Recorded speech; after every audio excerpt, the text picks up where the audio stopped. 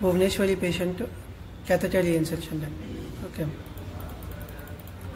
So Bhubaneswari patient catheter reinsertion done on 2nd May.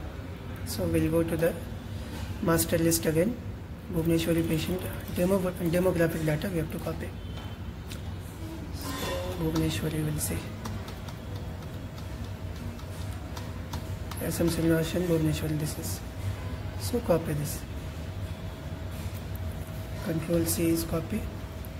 Then go to Coty because this will come to Coty. Okay. In the Coty, one is already there. Second I'll put. So this is Bhubaneswari came. Now for Bhubaneswari, which catheter was there?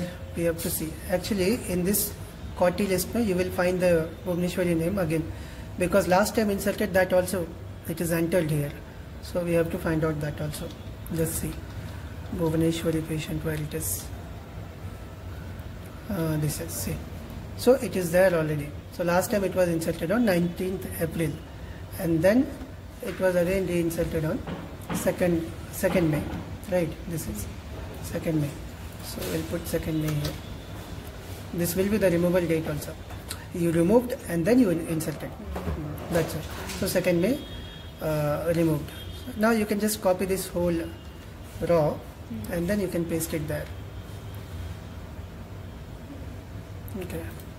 So insert copied same so that everything will come up. The full data. So size of catheter, which type of catheter, everything is there. So this demographic data, no need to copy. If you copy the full row, it will come out. Only we will change the removal date and insertion date. So insertion date will be now 2nd May. So we'll put it here. And so removal date will just fill it out. That's it. So silicon 14 catheter was there. You have to check out if they change the type of catheter or maybe size. That also need to mention.